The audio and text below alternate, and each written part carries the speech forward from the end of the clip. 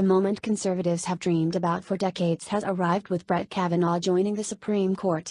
But with it comes the shadow of a bitter confirmation fight that is likely to hang over the court as it takes on divisive issues, especially those dealing with politics and women's rights. With Kavanaugh taking the place of the more moderate Anthony Kennedy, conservatives should have a working majority of 5 justices to restrict abortion rights, limit the use of race in college admissions, and rein in federal regulators. The newly constituted court also might broaden gun rights, further relax campaign finance laws, and halt the expansion of the rights of LGBT people, who 3 years ago won the right to marry nationwide with Kennedy in the majority. Yet Kavanaugh may have a hard time putting behind him the tumultuous confirmation process, which ended with the Senate voting 50-48 to confirm him Saturday, the narrowest margin of victory for a Supreme Court nominee in 137 years.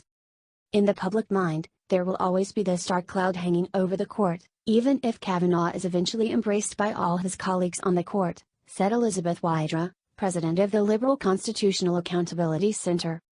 That cloud stems from allegations of sexual assault and other inappropriate behavior by Kavanaugh while he was in high school and college, along with his politically charged testimony that labeled the look into his past a political hit job by Democrats. Kavanaugh has forcefully denied any inappropriate behavior with women. He also acknowledged in a Wall Street Journal column that some of his testimony went too far, but did not apologize for anything he said. The bitter partisan fight over the confirmation could continue in another form if Democrats take control of the House after the November elections. Key House Democrats have said they would investigate Kavanaugh. Judge Kavanaugh's distinguished judicial career has been built upon his constitutionalist approach to law, and we trust that this will serve all Americans well when Roe v.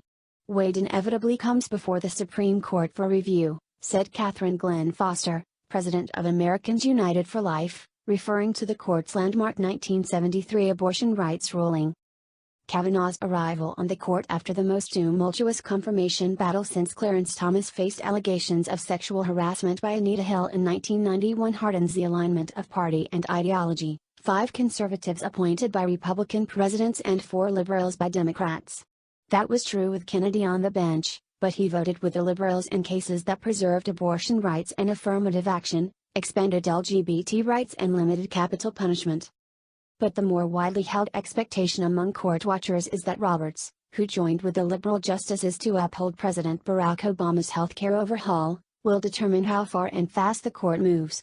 You might think of him as the swing vote, but it's less that he will be up in the air in various cases. But he will be important in determining which cases the court takes, how quickly they move, and how they decide cases, Clement said. For Wydra, the new role for Roberts underscores the court's shift to the right. I guess he is now the new center, which is rather frightening considering how conservative he is, she said.